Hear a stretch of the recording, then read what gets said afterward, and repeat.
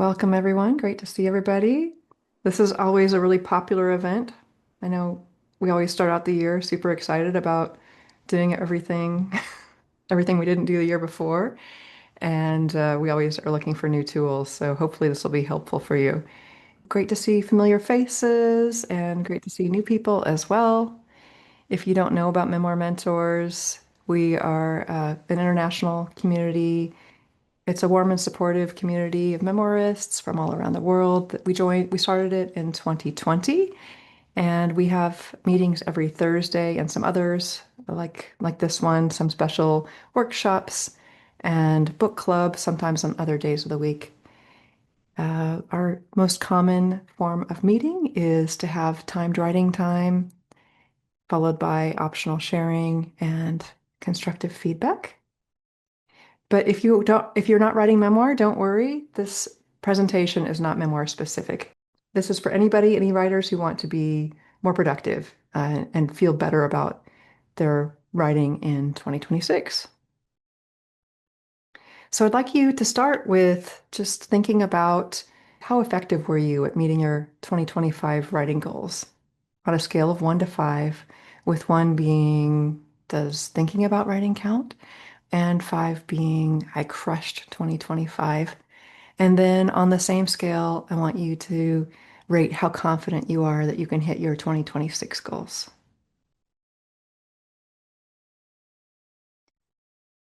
Goal setting is really important because if we don't make goals, then we just coast along. And, that's fine if you're having fun and you don't care to achieve bigger projects, achieve bigger things, that's fine. But if you do want to achieve something big, you really have to think about it and you have to have focus and momentum, and those goals help us get there. And Mark Twain said, without dreams and goals, there is no living, only merely existing. And that is not why we are here.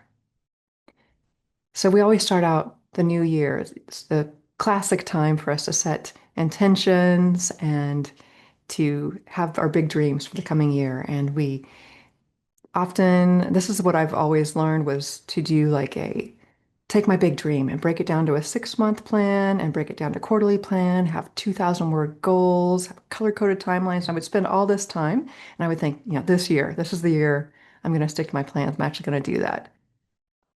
But then reality comes in and you have things happen. The kitchen gets flooded. You have unexpected opportunities come up that you really, you can't say no to. And you get a promotion at work. Good thing, but it means you don't have time for all those goals and things that you thought that you would do. Maybe you do have the energy, but then the muse isn't there when you need her to be. Basically, life happens, and you can't plan for life. You can't plan for all these unexpected things to come up. None of these events were failures, they just weren't on your calendar. Unfortunately, a lot of times we might think, I suck at goals. I'm a failure. A real writer would have hit their goals. I didn't get anything done this year, but if I would have planned better, I could have avoided this. And then you might think, why bother? I might as well give up. But in reality, most people don't quit because they didn't try. They quit because they are overwhelmed, because life happened and they're ashamed that they weren't able to keep up. And in my experience, annual thinking is kind of magical thinking. Maybe calendars and strict planning works for you. I used to do that, but I'd find that my plan would be abandoned by February. And for me, why those annual plans and resolutions don't work or are even demotivating, it's because they turn into kind of moral judgments. It's like I was saying, like you're a failure if you didn't hit your goals. And they don't really allow for life's changes, for life's opportunities and challenges. And when you fall behind, it can feel really impossible to catch up. So we end up giving up. But we need to remember, just because the system isn't working for you, you should not jump to the conclusion that you are the one that's broken. Maybe you need a different kind of plan. It's important to remember that progress isn't always linear, it's cumulative. And sometimes we need to circle back before we can get from point A to point B. And consistency doesn't mean showing up 100% every day. It can be showing up 150% one day and showing up 10% one day. And, you know, those missed goals are not erasing your past efforts or erasing your achievements. They still are progress. And so it's really important to remember that. And it's also really important to celebrate your success, even if it didn't go as planned. So rather than measuring against what you plan to do, I'd like you to look at what things did you actually do in your writing life. Sometimes the most meaningful things can happen outside of your original plan. For me, I did so much this year that I had no idea I was going to do. I started a publishing house. I published this anthology for the group and built this accountability hub that I'll be talking about later. And if I would have stuck with my original plan, none of that would have happened. So I would like you to take 7 minutes to write down your 2025 writing accomplishments. It can be anything. It can be attending a class, starting a journaling habit, writing consistently, having a piece published in the anthology, finishing a draft, showing up for yourself, showing up for member mentors, or even just calling yourself a writer. Those are all wins. So I'll set the timer.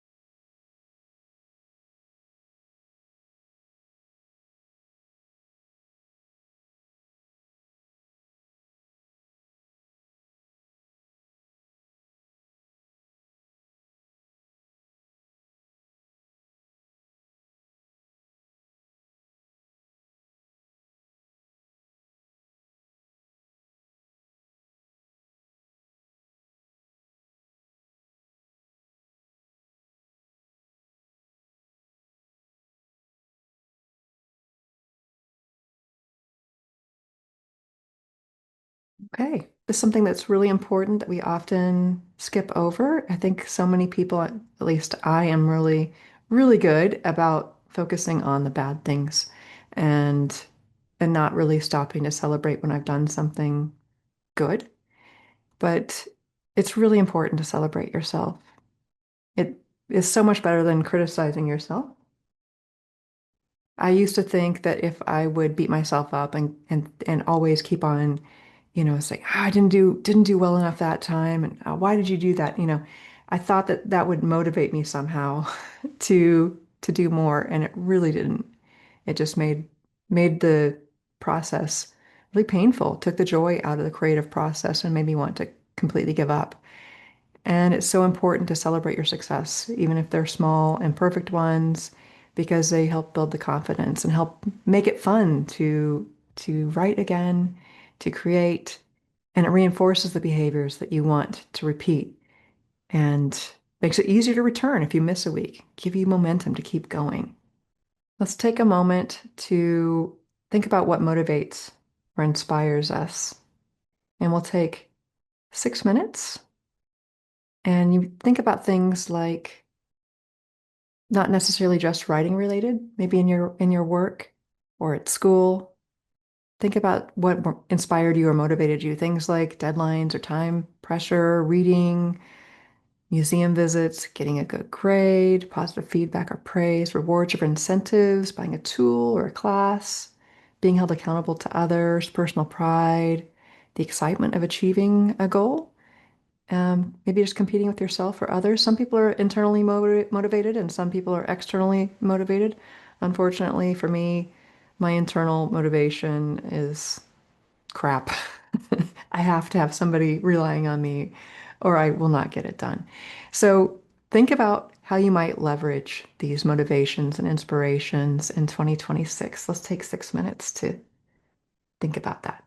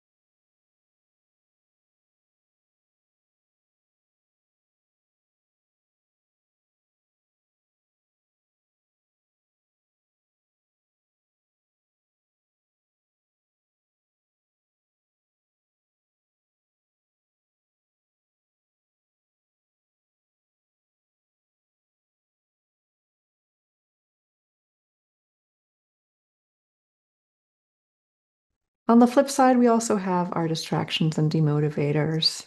So, um, I know that a lot, especially right now, a lot of us get stuck in doom scrolling or just spending a lot of time on TikTok or whatever, binging television shows, or for me, I get stuck in phone games. Also, just having this idea that we don't have enough time. Beth wrote something that was really interesting in the chat about having a full time and a full schedule kept her writing on track.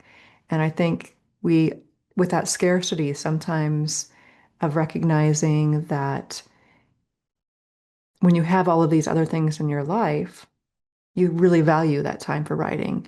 And if you feel like if you don't have that structure, sometimes it can be like, oh, I'll just get to it later, and it can be really interesting that that structure really does give you what you need to value that time. And you can just find, and Rita isn't here tonight, but it was really interesting that a lot of her writing this year got done while she was just waiting for the bus or riding on the bus in just little spurts. Sometimes that works for people. Some people really do need a bigger period of time, but I encourage you to try if you have just little moments, take a journal with you or something. Self-doubt is always something that writers, anybody in the creative business, I think, wrestles with. Perfectionism is a big one for me, comparing yourself to others. Just so take 4 minutes and think about the things that blocked you from getting things done, and think about what changes you might be able to make in 2026.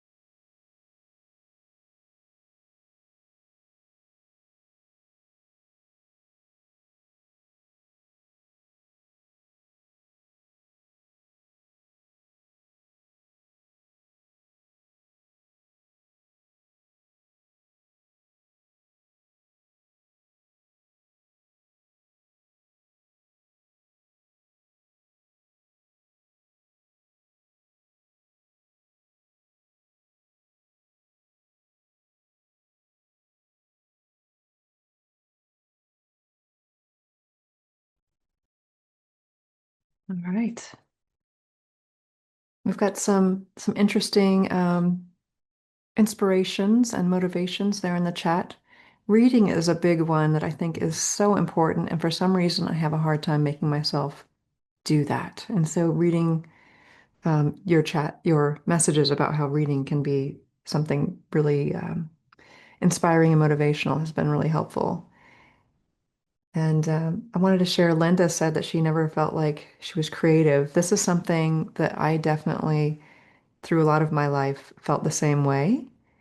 But I kept getting stories. Stories kept happening to me, and I finally felt like I really just needed to write. And as I kept writing, it was the process. It was getting in there and showing up and just trying that I finally did realize that I am creative and that that voice that told me I wasn't um, was wrong. We have creativity when we're kids, and a big part of being a writer is, to me, is to like just look around you and really notice things and think about ways that you would describe them. And that kind of helps me unlock creativity. Another problem with yearly plans is, or not having a plan at all, is that it's just way too easy to procrastinate. And when you make time for writing, when you create a regular scheduled writing time, you're a lot more likely to honor it. Family is more likely to respect it. And it becomes part of your routine, not a constant decision. So this is where groups like Memoir Mentor, Shut Up and Write, there's all kinds of writing groups available online and locally. They can really help keep you accountable and make you have that time set aside to write. So I'd like you to write for 5 minutes. Think about ways that you could make time for writing, where you might be able to squeeze that in if you want to try to wake up early or stay up late, or if you could make a commitment to join a writing group, or like Beth, get a full-time job and see if that helps you. Maybe I should do that. And just see if there's something. Another thing is, does your family respect your writing time? And do you? That's a big part of it. If you don't respect it, of course, your family isn't going to respect it. So I'll give you 5 minutes to journal about that.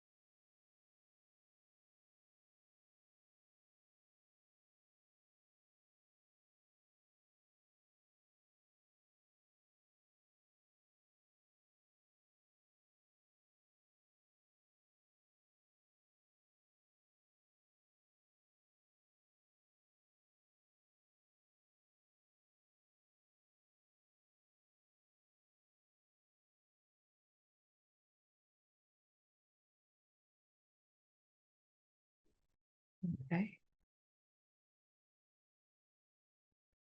I'm seeing lots of messages in the chat about self-doubt and doom scrolling, fear of not being good enough. Definitely, I think we can all relate to that. But um, I'm also seeing people saying they're still showing up for themselves, and even if they're not showing up as often as they like. Um, just thinking about it and knowing that your writing practice is still there when you're ready to come back to it is comforting, I think. But in seat and don't edit until you have a first draft. I think that is really important advice that Beth put there. It's hard to stick to, but I think it's really important that we need to. Some people will say, that they can't write unless the muse strikes them. And I think that is a real shame when people say that because the muse isn't going to show up for you if you don't show up for the muse. And so, but in seat, not seat in front. um, and trying to resist the urge to edit. I think that's also really important. I wish I could do that. I will be better about doing that in 2026. Thank you. Hey, Christina, I'm going to interject for a quick second. Just pretend I'm on your shoulder when you start to edit the next time, and I'm going to say, don't do it. Yep.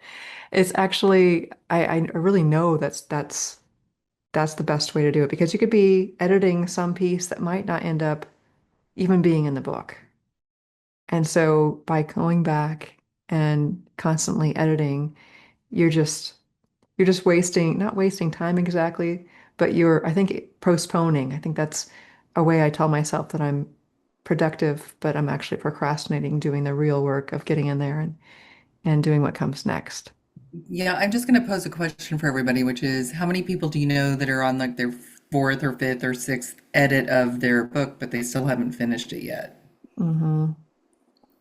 Hmm. It's a Yeah. lot easier to, you know, you can't edit what isn't there. And so getting the work out there is so important. I mean, I think editing is critically important. I don't want to undermine that portion of it, but it needs to come at the end, not in the middle. Yes. Yes, you're right. Okay, for the next prompt, I'd like you to brain dump all of your writing ideas. I know that I often have a ton of things I would like to work on, and I worry that I'm going to forget them. And I've referred back to my earlier journals that I've done at the beginning of each year with all of the things that I'd wanted to do, and I find it really interesting to see the things I actually did pick up and the things that are still there waiting for me. So go ahead and write everything down. Don't prioritize yet. Don't edit. Just get them out of your head. I'll give you 5 minutes.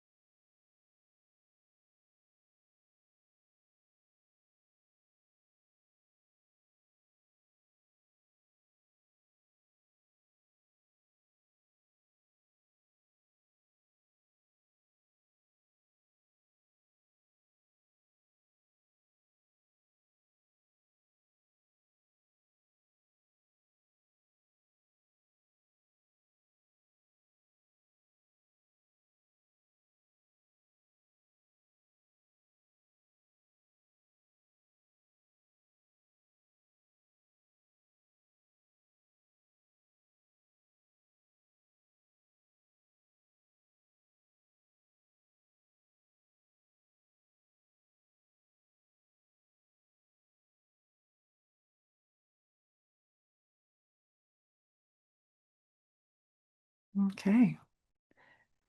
I'm seeing in the chat that so many of the demotivators are fear of rejection and fear of not being good enough and perfectionism.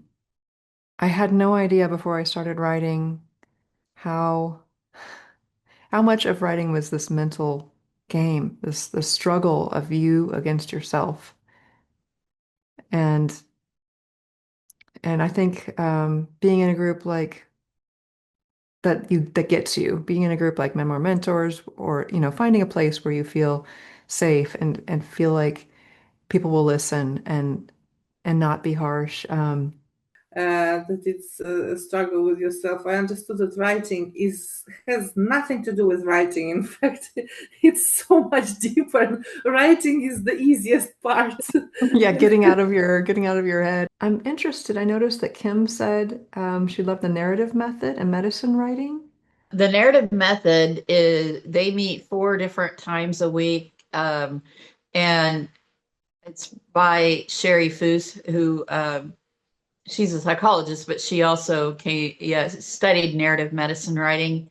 And so this is it's a kind of a fun way. This is how I get my muse and my motivation to write is doing something fun first. And while I'm still in that zone, I can do my own writing. Hmm. I also am part of a narrative medicine writing group with David Thiel and some others that actually started that many years ago. And now there are actual classes you could probably pay for and take. But as a former journalist, newspaper writer, which I don't ever want to go back to, I really enjoy writing for myself, for magazines, for websites, just for fun. But I am working on my memoir. I am an amputee due to cancer back in 2010. And the cancer came back 4 more times. So Ooh. therefore, I've been just now in the past year, been able to sit down and look at it objectively and write about it. Hmm. And then learning to get over the fear of what other people are going to think when I tell the truth about some things. Yeah. But but the truth, well, like Anne Lamott says, if they wanted to be written better, they should have been nicer, kind of Yes. thing. Yes, that's So, one of our favorite quotes. yeah. But, there are a lot of, I do shut up and write occasionally, and I do other classes occasionally that meet once a month or whatever that I find online, and I'm on Substack. So, Substack's a great source for finding stuff like this. It really is. Yeah, and I'm in a memoir writing classes with someone who leads it, and we have a free write on Saturdays where we just silently write for an hour, and, together. And for Mhm. some reason, that motivates me, knowing that other people are online. They're not Yes. with me in the room, but we're writing. Yes. Definitely. There is something about that energy and just about having that scheduled time and that space. Really helpful. Thanks for sharing. Those are some interesting, I'll have to check out those programs.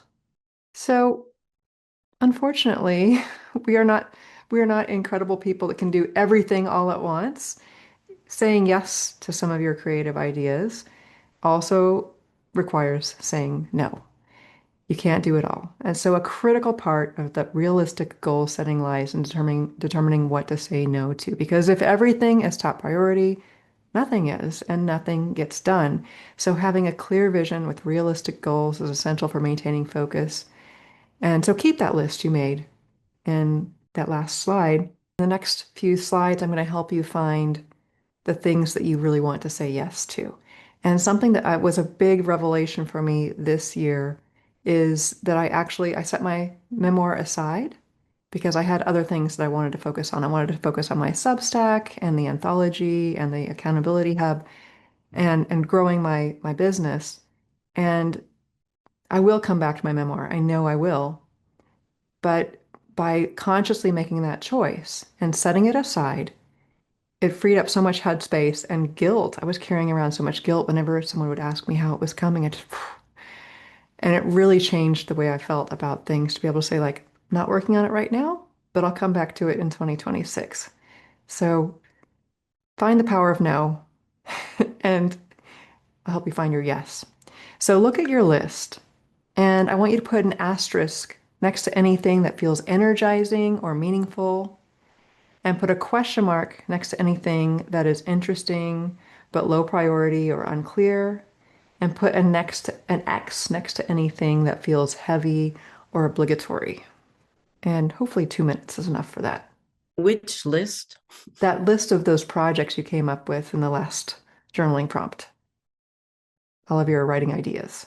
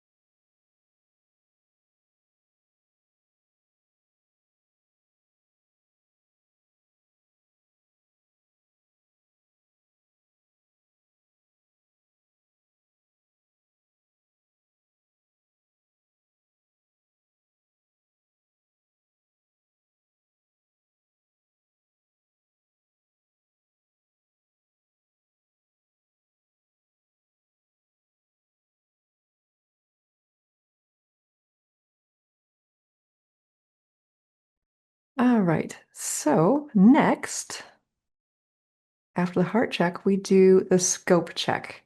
So I want you to put a plus next to anything that can be done in 12 weeks or less. If it's too big for 12 weeks, see if you can break out one piece that is. And step 3, you could do at the same time or do after one round for the scope check. Put an exclamation mark next to anything that's urgent or time sensitive, and put a tilde that's above your tab key on my keyboard. It is at least. Um, so put a tilde next to anything that's not urgent.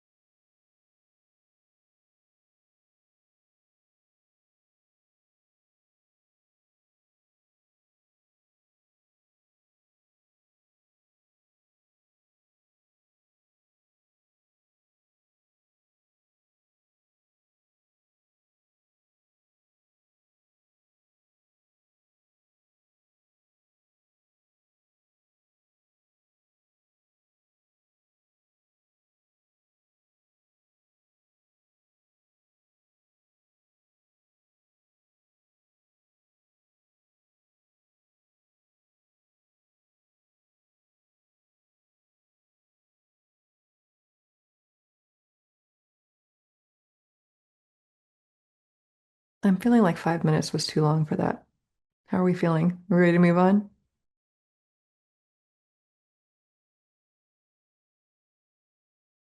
Sure.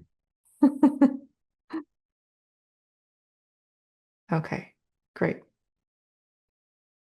So, step 4, I want you to look at that list and circle 1 to 3 items that have a star. So that means you care about it. A plus, meaning that it's doable. And a bonus if it has an exclamation point, if it's time sensitive. And I'd like you to have one or more of those be your first success of 2026.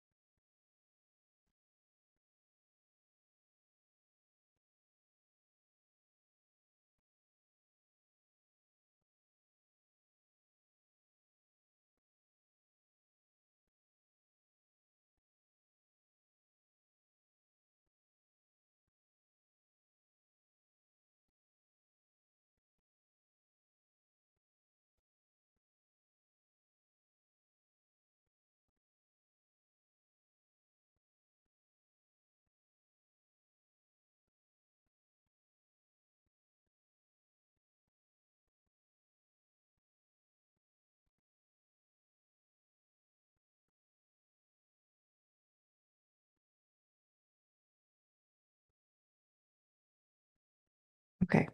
So I keep mentioning 12 weeks. I think if we map out a full year, it's just going to be a kind of a waste of time. We're going to lose track in this accountability hub. We had 4 of us. We had a pilot program going for 10 months. We tried with just setting a goal with no end date. We tried setting one for 4 weeks. That wasn't long enough. We tried 8 weeks. Also wasn't long enough. 12 weeks really seemed to be where the sweet spot was. Each season has one job for you to move one meaningful project forward without overwhelm and without pretending that you know what's going to happen in the coming year. I'm going to walk you through in the next few slides the process for your first 12-week season. And at the end of each season, you're going to pause, reflect, and adjust. And then you can go into the next season with a new yes. And if you get done with your yes ahead of time, great, pick up another one. You can do this yourself, or if you'd like to have some company along the way, you can sign up for the Pin Your Masterpiece Accountability Hub or find accountability buddies. I'm thinking 12 weeks is really good because it's long enough to create real momentum, but it's short enough to adapt when life changes. And it really helps us focus and keep track of our goals, keep them visible. And those smaller timelines reduce procrastination. If we set a year-long goal and just think today, this year is going to be the year that I finish my book, you get to December and go, oh crap, I'm not going to finish my book. And so having it broken down into these 12-week periods has been really, really motivating for me. It gives also, I love that it has like a clear place to begin and end and adjust. So let's anchor your yes. I'd like you to look at those items you selected for the things that you would like to say yes to in the coming year, in the next 12 weeks. And think what drew you to that project in the first place? Why does it matter to you? What would feel satisfying or meaningful about making progress? And think about how working on that might support you emotionally, financially, creatively, practically. And also think about what would happen if you didn't do that. How would you feel? And sometimes something's really interesting. I discovered if I wrote down like what I gain from not finishing, that kind of unlocked had some aha moments because I had fear waiting there for me. And if I didn't finish my memoir, then nobody would judge me for it, right? I wouldn't feel the rejection because it's not done yet. So do a little journaling about that as well. I'll set the timer for 8 minutes.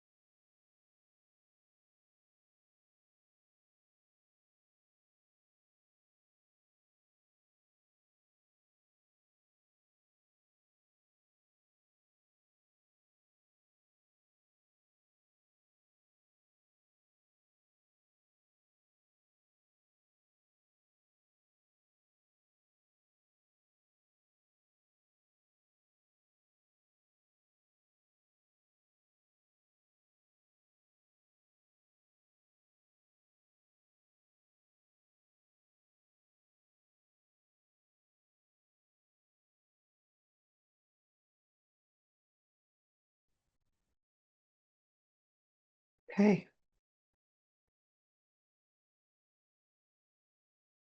I actually participated in that one. It felt good to take the inspiration and tips you guys have shared. So thank you. Maybe you've already done this. You've already identified a few possible yeses, and I want you to choose one to focus on in the first 12 weeks of the year. Ask yourself which goal you feel most excited about and which one actually fits the life that you have right now. And it needs to be realistic. Don't choose something that's too big or too small.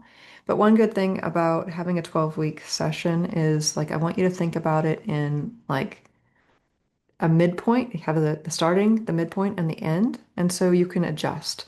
If you feel like you didn't set your goal high enough by the midpoint, you can raise it. And if you set it too high, then you can take it back down. I want you to choose a goal that doesn't exhaust you, but gives you something meaningful, something good to feel good about as a springboard to get started in the year.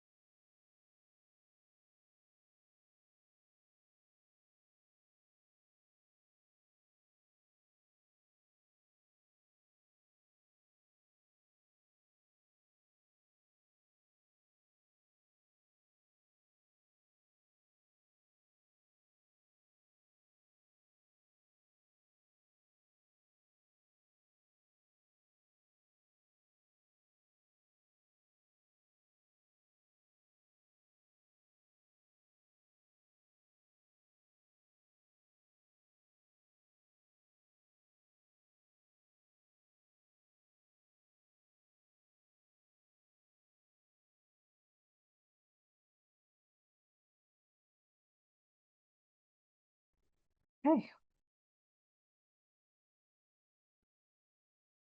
I think also milestones have been a key thing for me to help me get my projects done.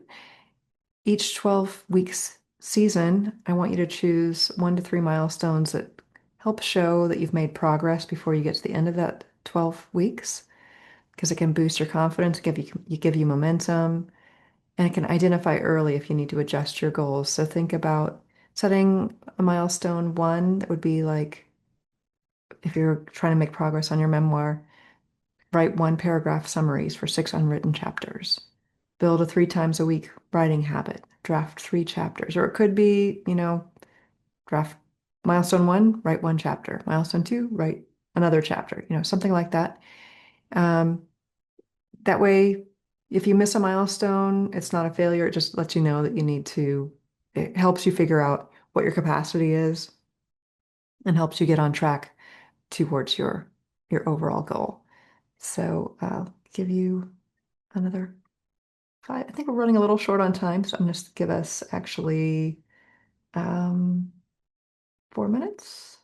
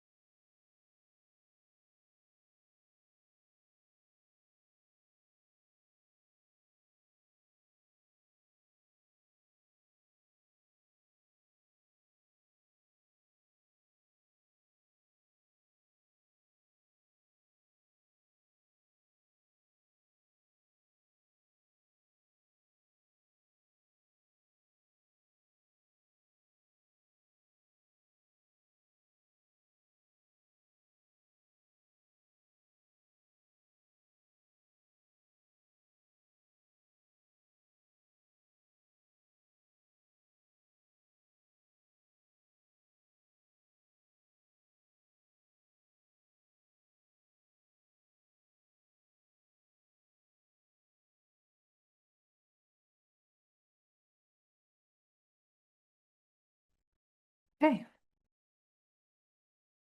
As I mentioned earlier, celebrating those milestones or any of the goals you achieve along the way is really important to help keep up the momentum, and having a group that you can share with is really helpful, I think, and it feels really good.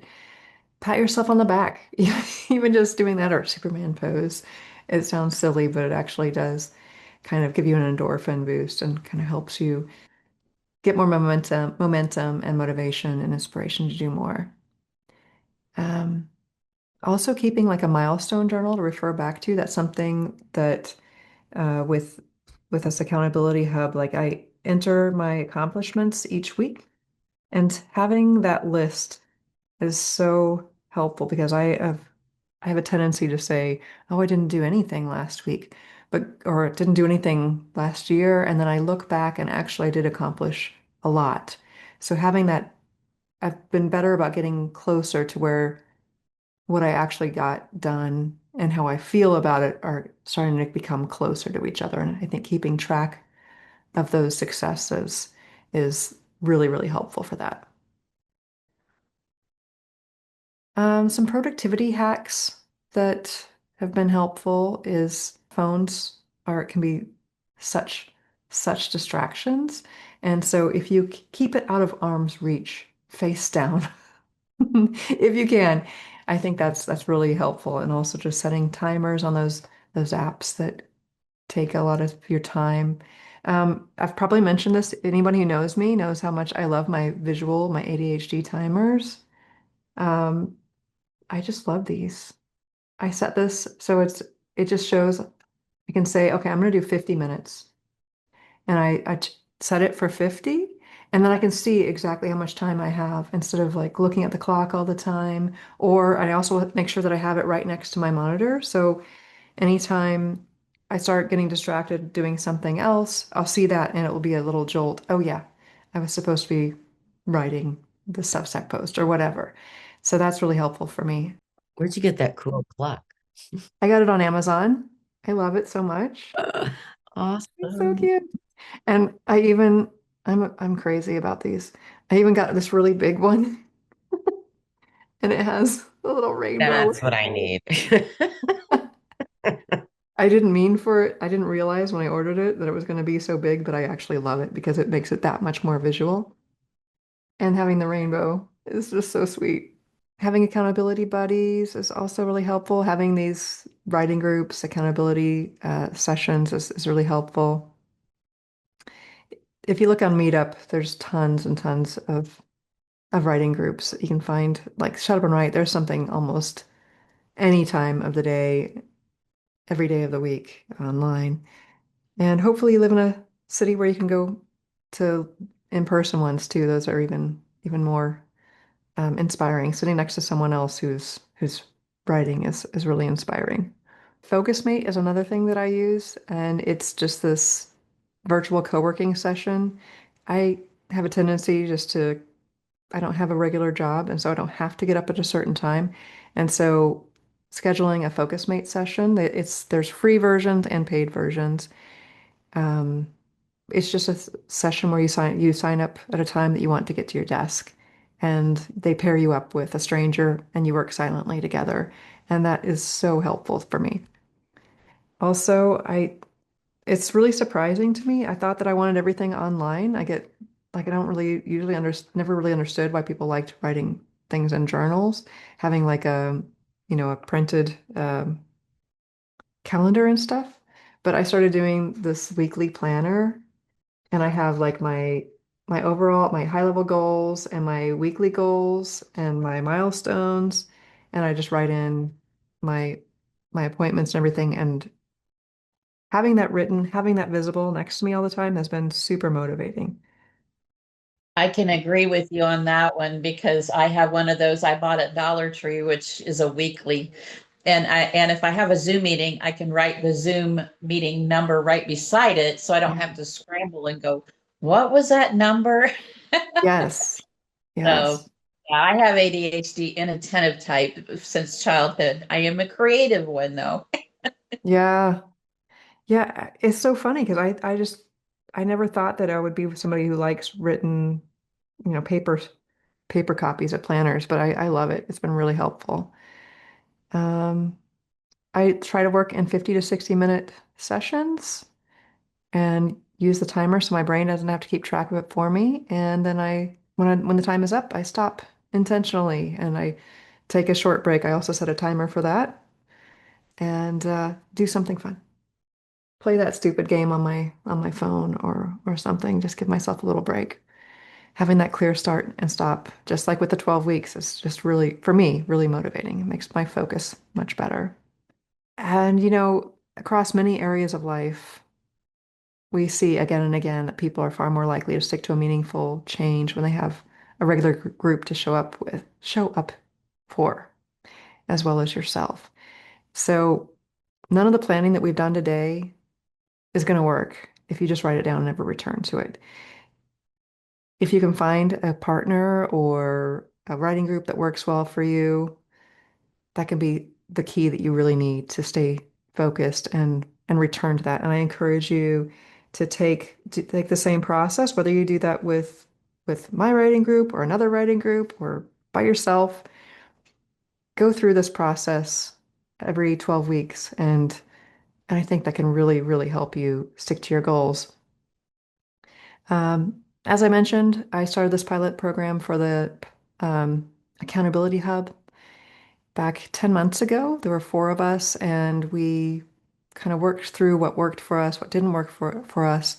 And in that time, we completed 264 weekly goals. One person wrote a book, and we met from start to finish. I was so impressed.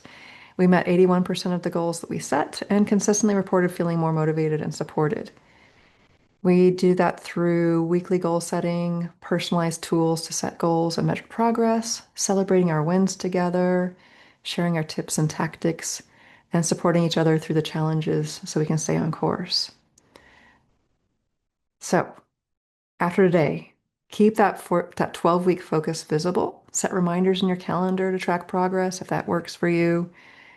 Protect one weekly time to write and check in weekly at the beginning of the week. See, how did you do last week? Do I need to make some adjustments? What can I do to continue on?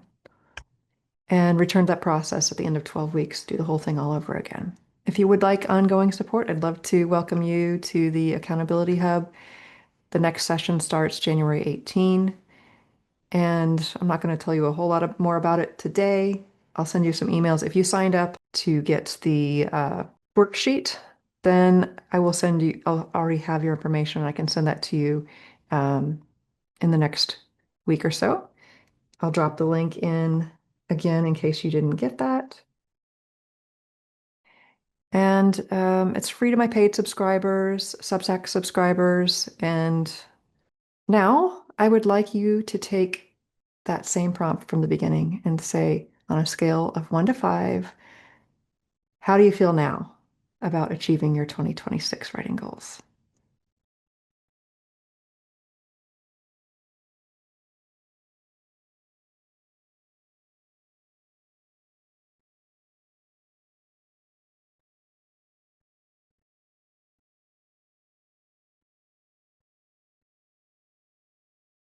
Oh, I love seeing the positivity here. Great, guys. We can do this. Anybody have any questions or comments? How are you so calm? Sorry?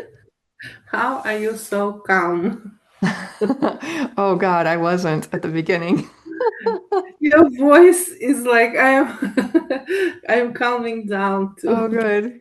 Good. Christina's awesome. I Yes, I I see try. that. Thank you. You should join her Substack group and come to our writes on Thursdays. Yeah, Zena joined for our book club and we really enjoyed our I think I conversation. joined everything I could for half a year. Um, I'm feeling really good about my goals in 2026. I think it's going to help with my ADHD because it's an area I'm going to see um, a difference in. And I need to be focusing on one area to be able to see a difference. For Yes. those who don't know, I've recently diagnosed and recently on the meds, and I'm like old. Oh, Been really great. I was there for the pilot program and it's really helped me. I mean, I've written plus 40,000 words just since we started. yeah, it's amazing. And it's just that. Parchin asked if we could use the accountability hub for other goals or just for writing. I use mine for everything. I call it just a writing program, but I go in and I put goals, just anything that I need to get done. Um, I just find it really helpful to have it written out there in weekly buckets. And yeah, it's designed primarily for writing, and that's the thing, those are the things we talk about in the sessions. But if you'd like to use it for other things, you're more than welcome. And I will send out an email, Yulia, with information, more information on the accountability hub and how to find out more. Thanks. Okay, Thank you. great seeing everybody. Thank you so Awesome. much. I Again, love all the chat. Everything you shared was really motivating, um, and really helped me kind of get some clarity, some enthusiasm about 2026 too. So thanks, guys. Thanks, Christina. Till next time. Thank you. See you. thank you. Bye-bye. Happy New Bye. Year, everyone. Happy New Year.